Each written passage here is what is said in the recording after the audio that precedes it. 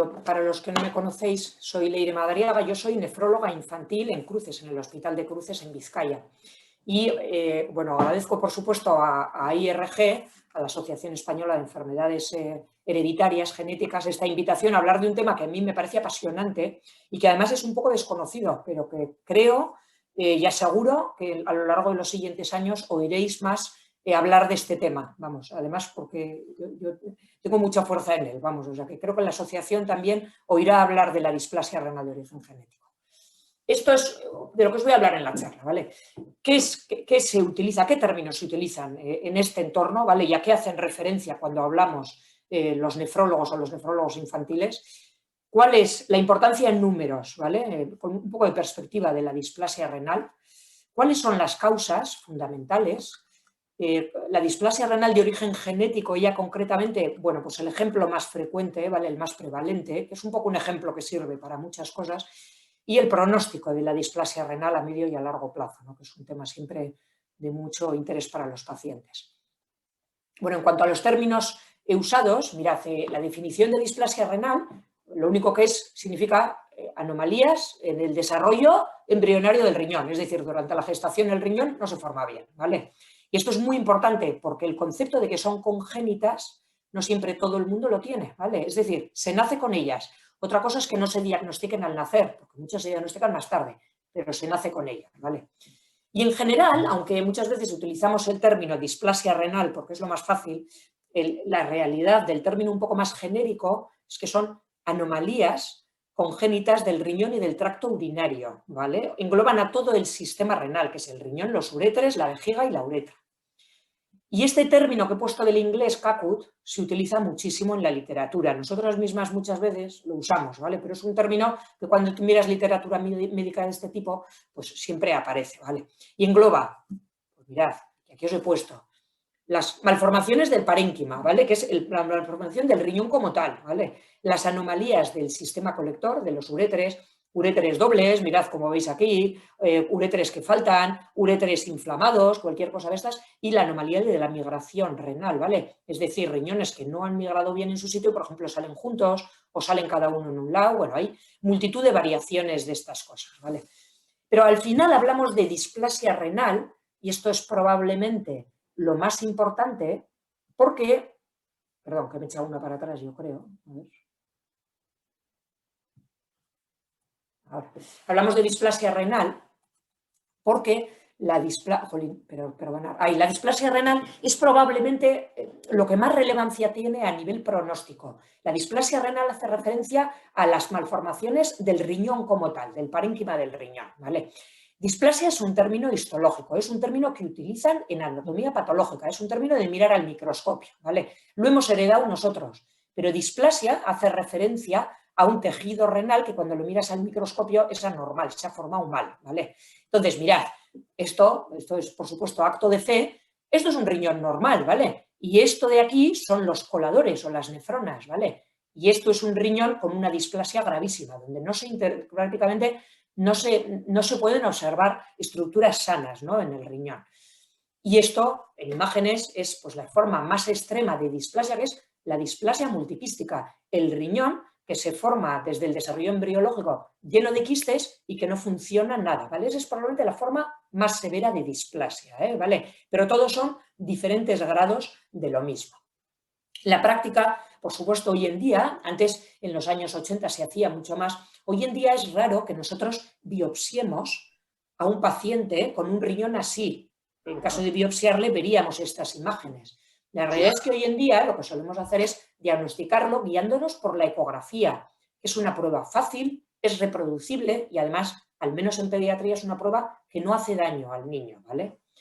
Entonces, en la ecografía, lo que vemos cuando hablamos de displasia es un riñón que brilla, es un riñón hiperecogénico, ¿vale? Que es riñón, decimos que brilla, y que además ha perdido un poco la imagen que suele tener un riñón normal, que se diferencia lo de dentro y lo de fuera, ¿vale? Es una imagen ecográfica. Y además, las displasias renales suelen tener quistes más o menos, porque los quistes no solo pertenecen a las poliquistosis dominantes, las displasias renales con mucha frecuencia tienen quistes, sobre todo a lo largo de la evolución. Pequeños quistes, pero es habitual. Es una forma de degeneración renal, la formación de quistes, ¿vale? Entonces, en la práctica ya vemos que la displasia renal es un término ecográfico, sobre todo, al menos en pediatría, fundamentalmente es ecográfico.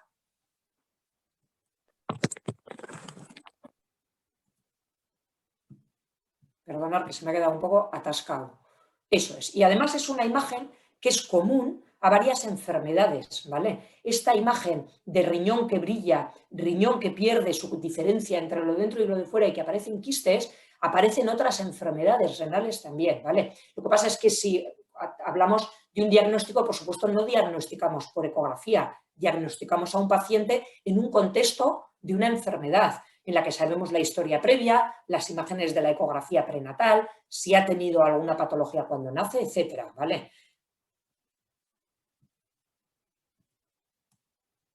Se me queda, perdonad, es que se me queda un poco atascado.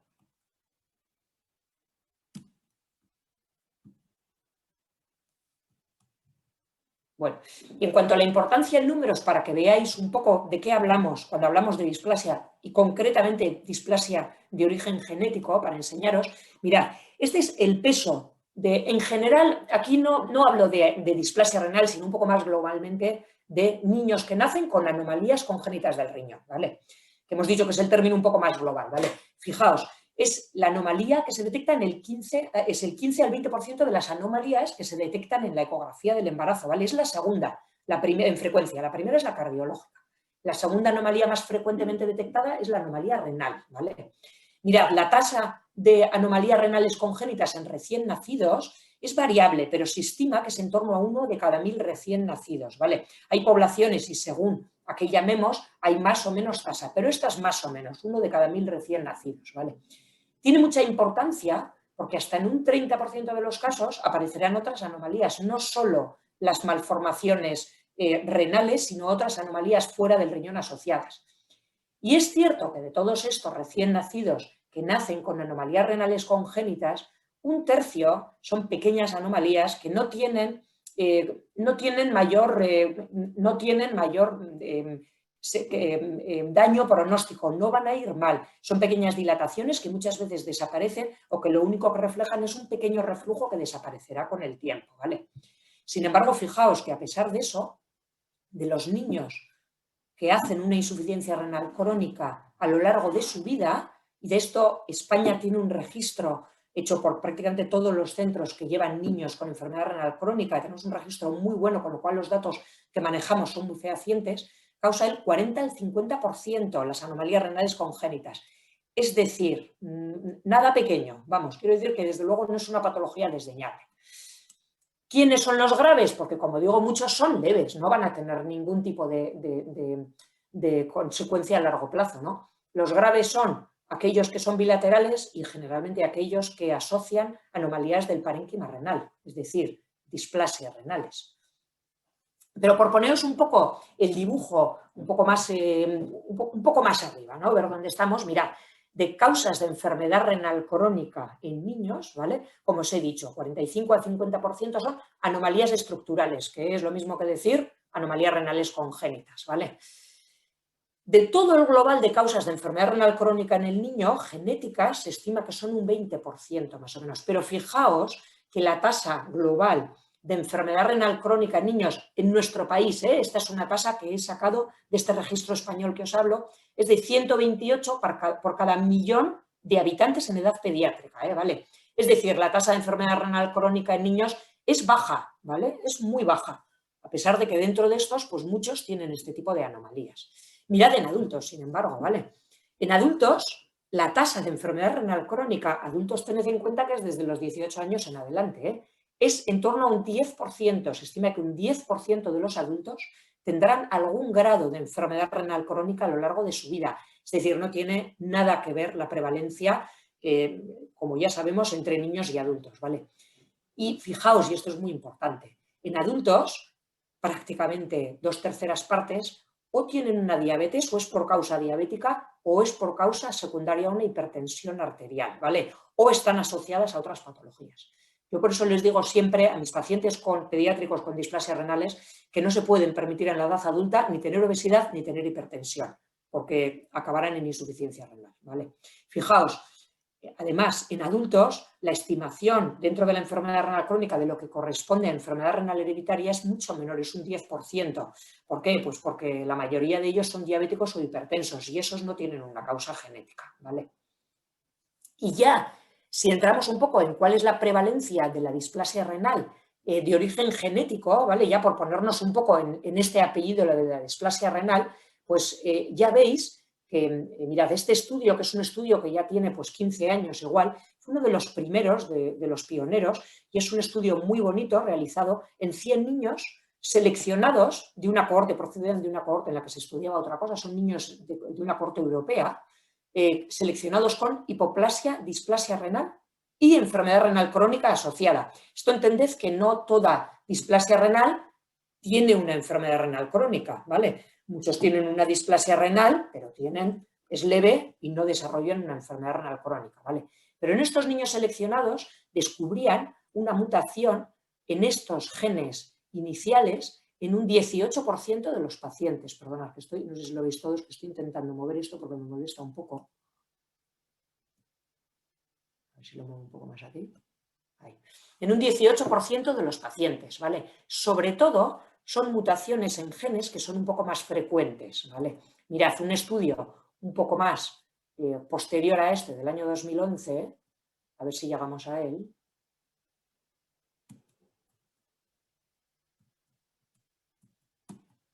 No llego.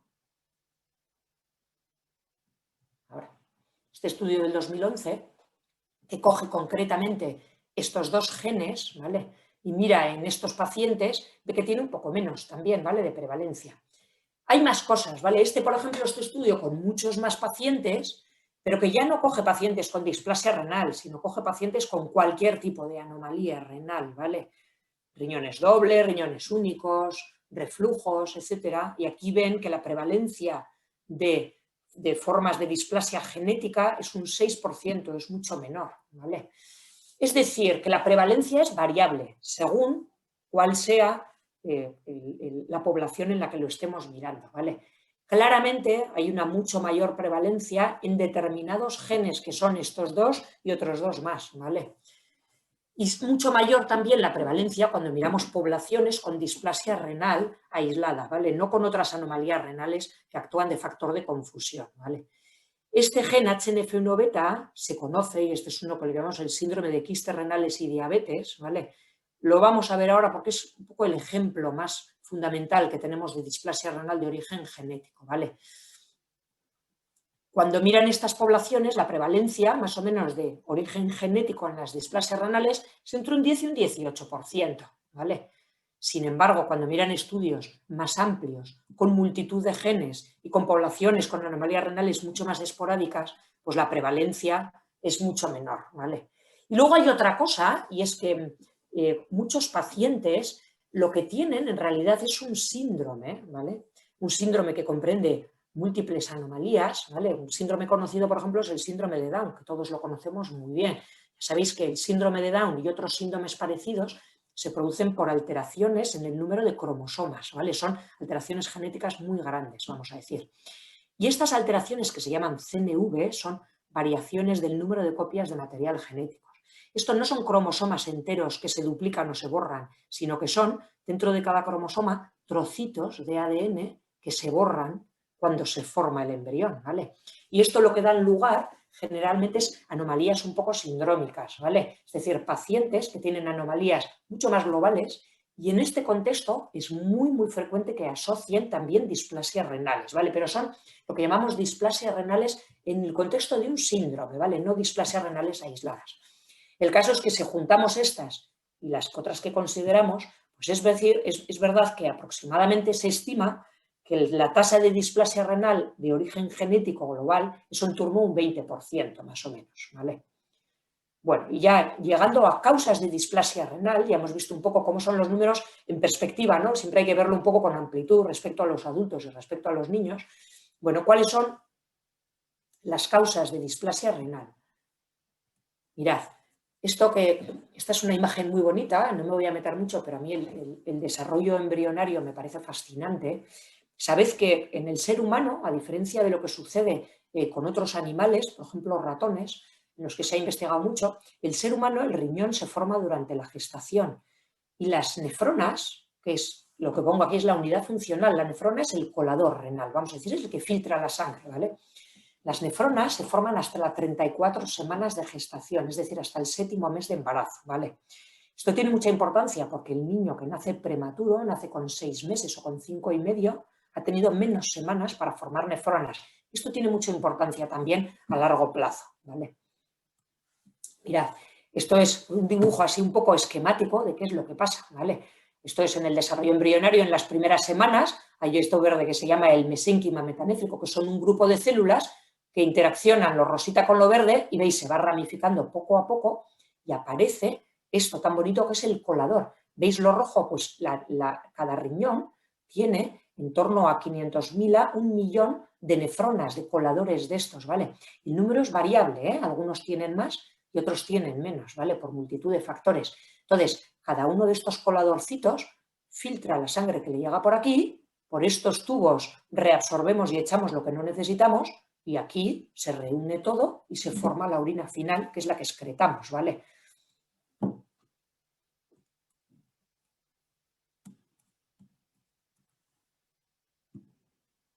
Se me atasca, ¿eh? Ahí va.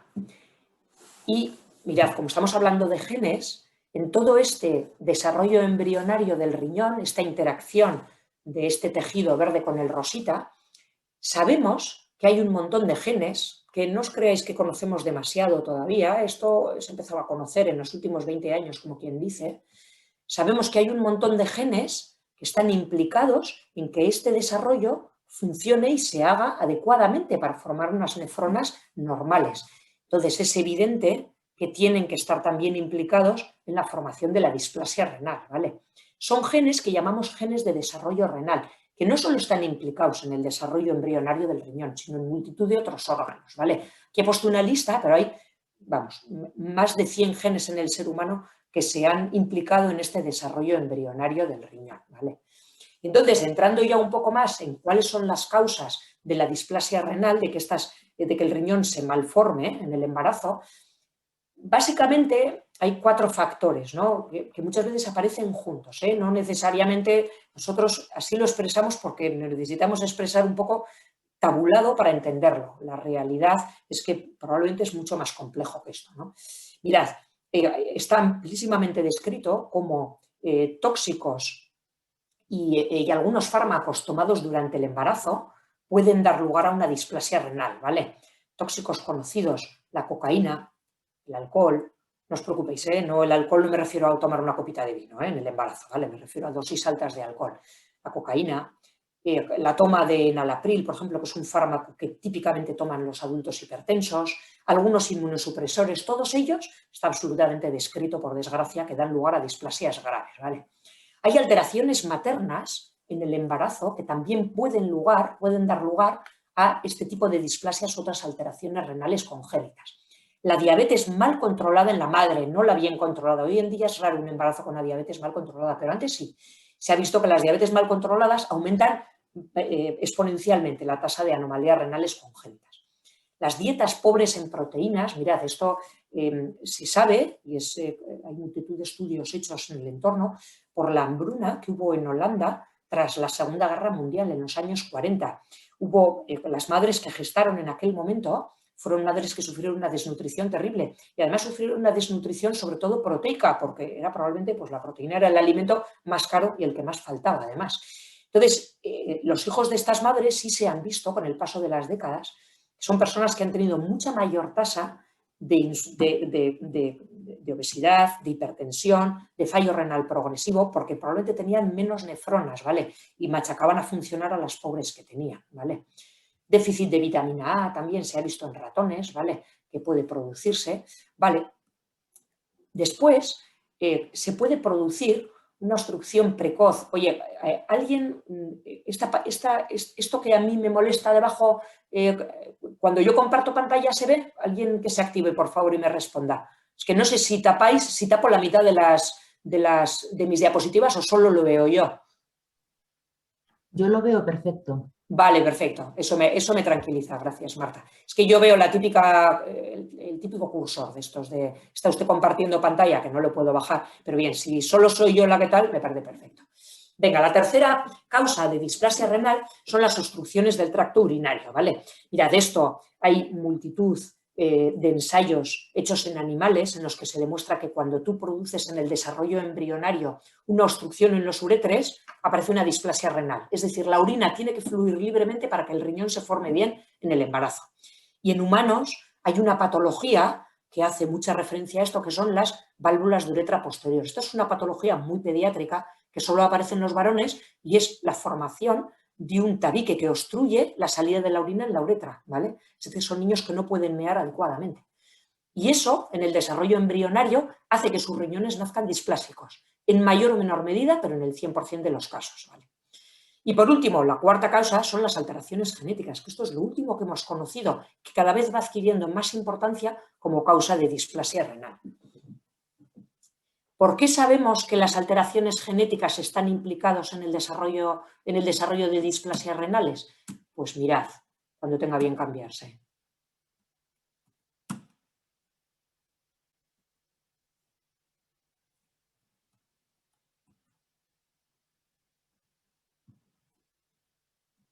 Ahora, igual no sé si es que me pesa mucho la presentación. Mirad, cuando nosotros vemos en la consulta niños con displasias renales y preguntamos, que siempre preguntamos, oye, ¿hay en la familia alguien?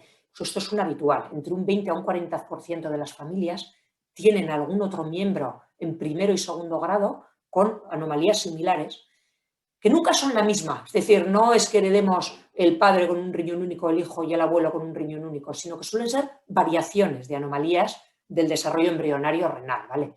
Y que además, a diferencia de otras enfermedades, son incompletas, es decir, no siempre se cumplen en todas las generaciones, ¿vale? Puede haber el abuelo y los nietos, un tío por ahí, los padres nada, son bastante incompletas, ¿vale?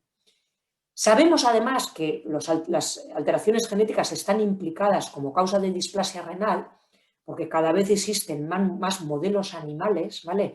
Modelos celulares y animales en los que se produce una alteración genética y se ve cómo aparece, cómo se reproduce este modelo de displasia renal que vemos en el ser humano, ¿vale?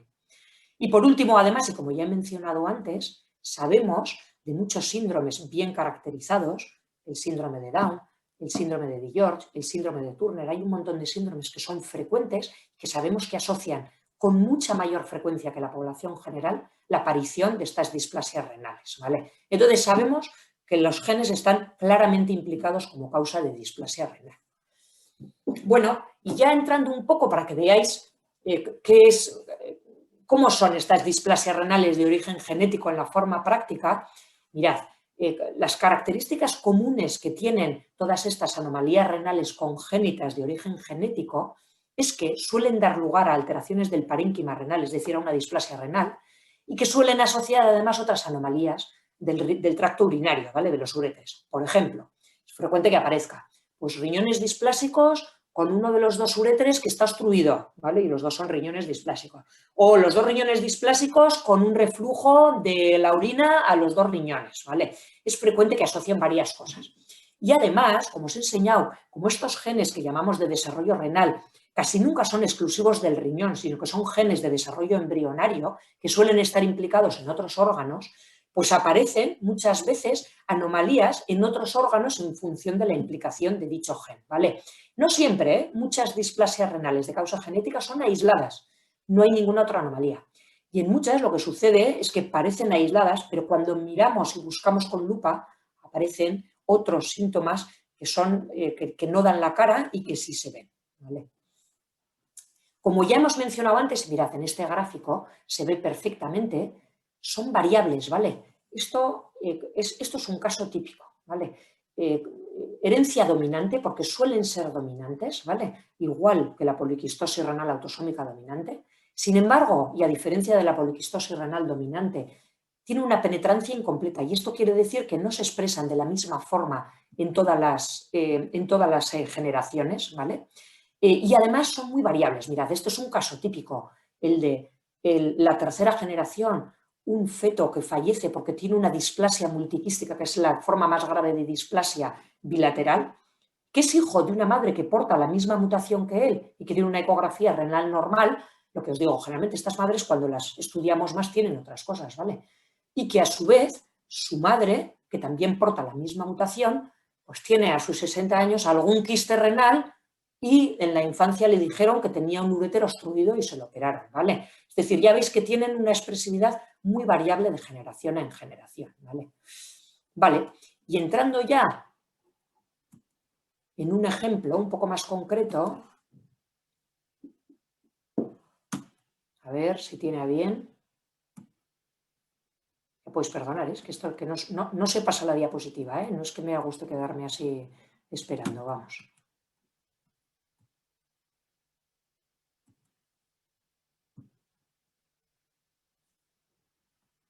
Vale, y entrando en un ejemplo un poquito más concreto, mirad, os he puesto las displasias secundarias a mutaciones en este gen que está aquí, ya veis que está desde el principio del desarrollo embrionario, ¿vale? Que es el gen HNF1 beta.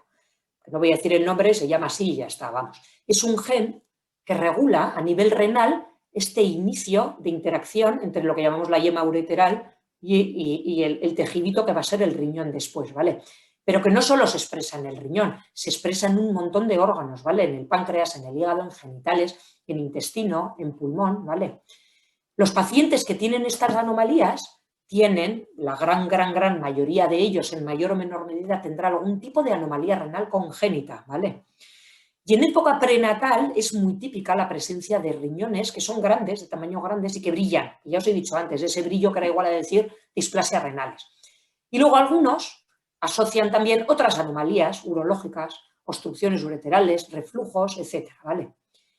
En el adulto y en el niño más mayor, lo que frecuentemente aparece, como veis en este escáner, mirad, estos dos de aquí son los riñones y veis que se ve muy bien cómo tienen todos estos quistes en el alrededor, ¿vale? Este es un escáner de un paciente pediátrico, ¿vale? Que no tienen por qué tener estos quistes, ¿vale? Además asocian otras, de nuevo, como hemos dicho antes, otras anomalías de uréteres y en adultos es frecuente también el desarrollo de una hiperuricemia, de un ácido úrico elevado, ¿vale? Que es muy típico en muchos adultos con insuficiencia renal.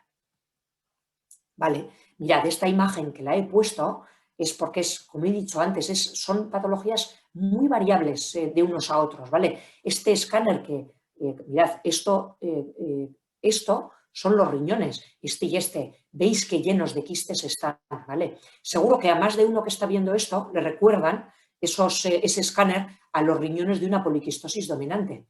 Y es que se parecen muchísimo, ¿vale? En muchos adultos se pueden parecer, ¿vale?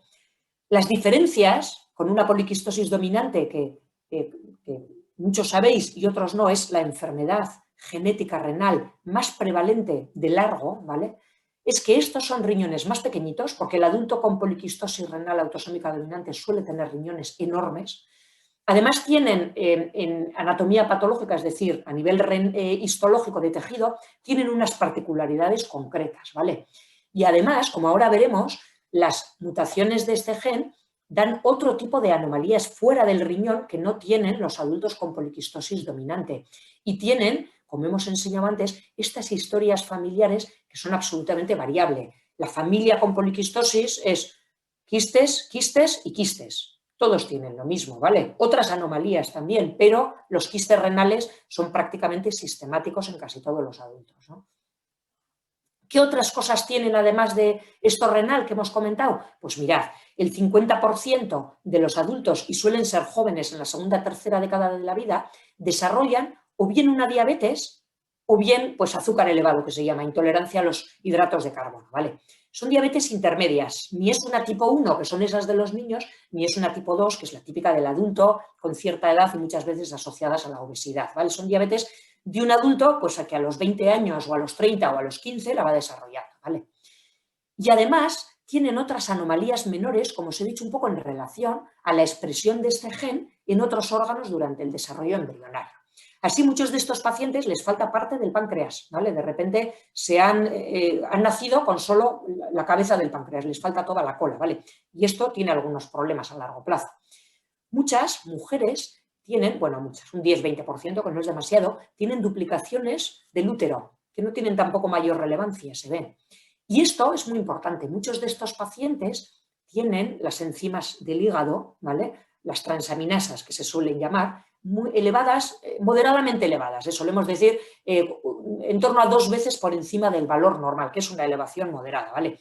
Pero esto es muy importante porque yo tengo varios casos, sobre todo de adultos, un poco que me han contado, de pacientes pues con estos riñones un poco quísticos, no claramente de poliquistosis, pero bueno, un poco semiquísticos, que tenían constantemente elevaciones de enzimas hepáticas y a los cuales les han hecho pasar pues, por una colangioresonancia, una biopsia hepática, análisis durante no sé cuánto tiempo, siempre el miedo un poco a voy a hacer una insuficiencia hepática encima. Y la realidad es que estos pacientes con mutaciones en el gen HNF1 beta, raramente, por no decir prácticamente no hay casos descritos, de malformación hepática progresiva. Es un hallazgo que no progresa, que no tiene mayor relevancia, ¿vale?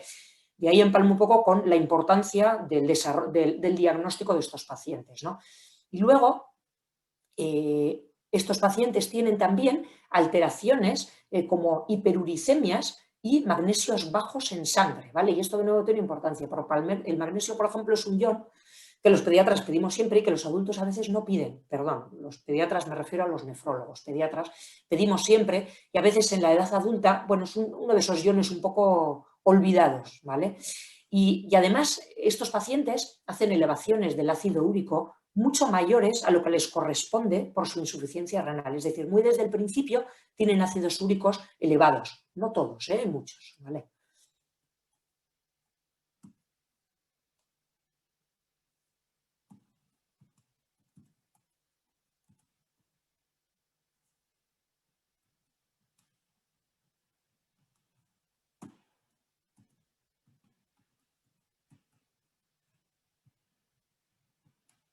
Bueno, ¿qué les pasa a estos pacientes? Mirad, estas mutaciones, como sucede con una buena parte de las alteraciones genéticas asociadas a displasia renal, se heredan de forma dominante, ¿vale? Es decir, se heredan de padres al 50% de su descendencia, ¿vale?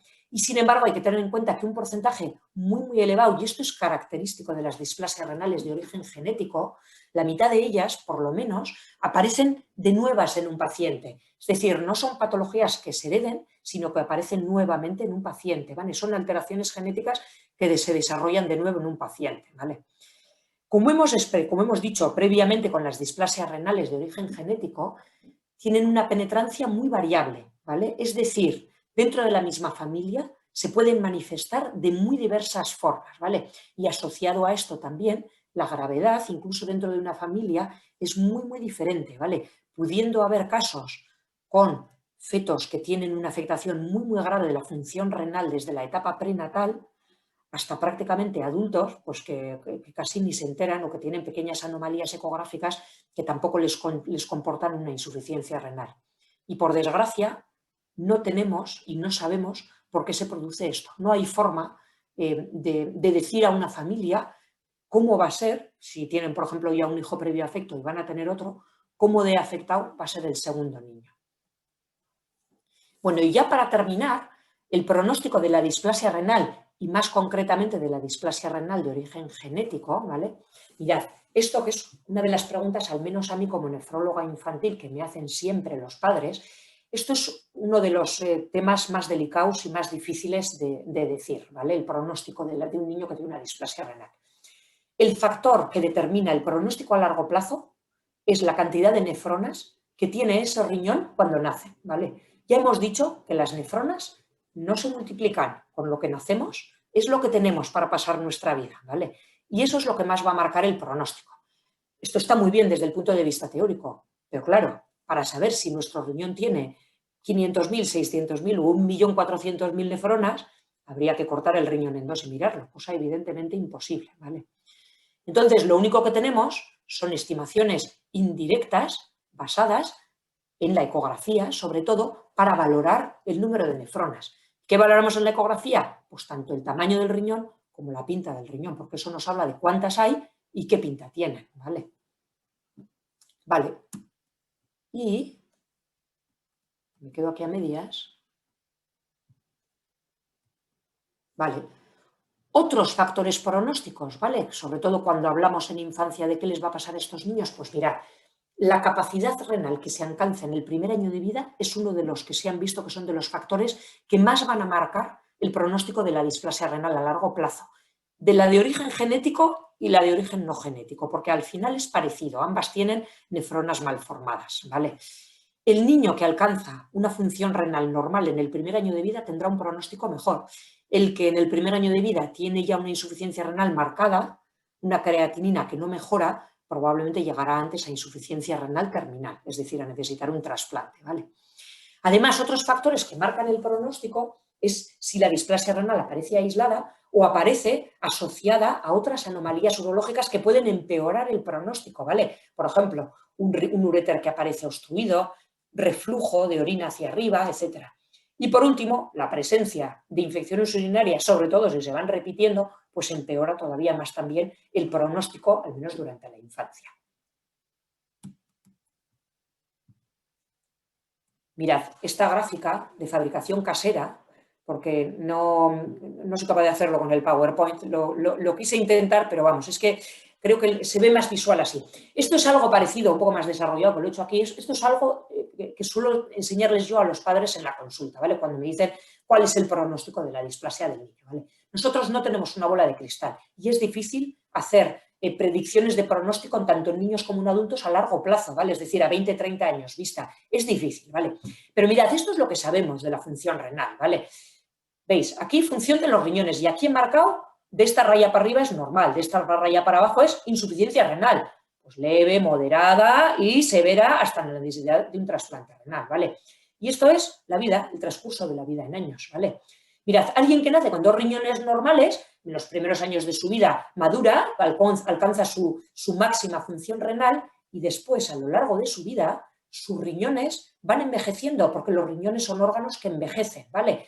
De manera que yo siempre digo, si viviéramos el ser humano hasta los 120 años, todos tendríamos una insuficiencia renal moderada o severa, ¿vale? Esto es así. Esta gráfica, pues, es mayor o menor en función, por supuesto, de que la vida es larga y te pueden suceder muchas cosas, ¿vale? El hecho de tener aquí pues, obesidad, hipertensión, diabetes, otros factores de riesgo asociados, hace que nuestra función renal, nuestra curva, vaya decayendo antes, vamos a decir, nuestros riñones envejezcan antes, ¿vale? Y esto no es ninguna novedad, porque ya sabéis que el decálogo, el cuidado del riñón, etcétera, siempre habla de este tipo de factores de riesgo y los fundamentales son obesidad, hipertensión, diabetes, ¿vale?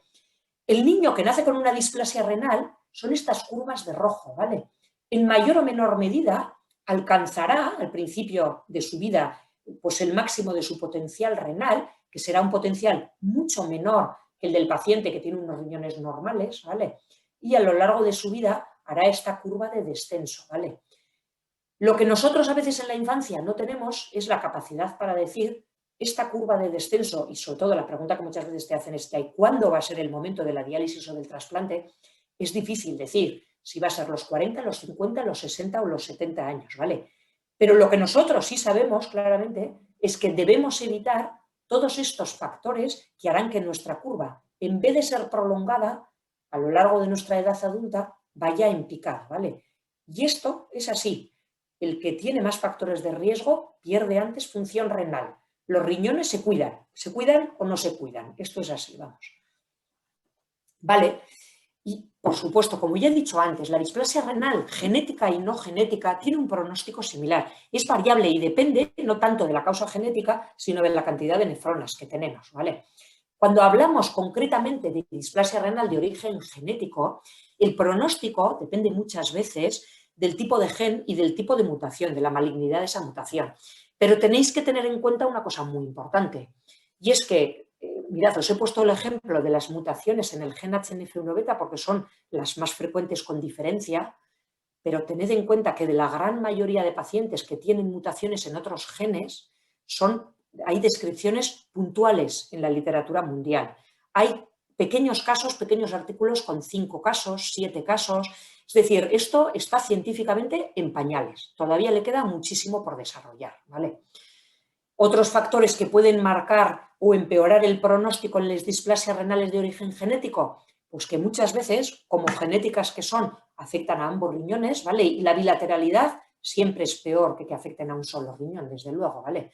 Y por otro lado, Vaya, y ahora se me ha ido para atrás, justo cuando no quería.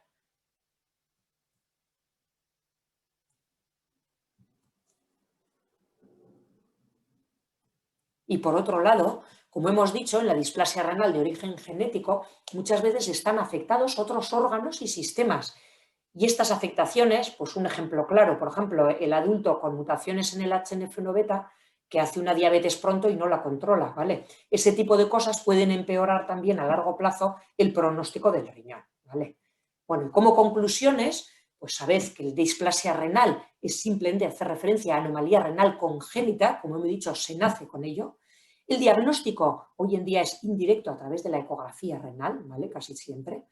La displasia renal de origen genético causa entre el 15 y el 25% de las displasias renales, una cuarta parte en torno, ¿vale? Sobre todo cuando miramos genes concretos, la prevalencia es mayor y la prevalencia, sin embargo, es menor cuando miramos pues, múltiples genes de mucha menor incidencia y en estudios con mayor número de pacientes, ¿vale? Y por último, el pronóstico de la displasia renal de cualquiera depende del número de nefronas que tenemos al nacer, ¿vale? Y no es necesariamente peor en la displasia renal de origen genético. Bueno, y con esto ya está. Muchísimas gracias a todos.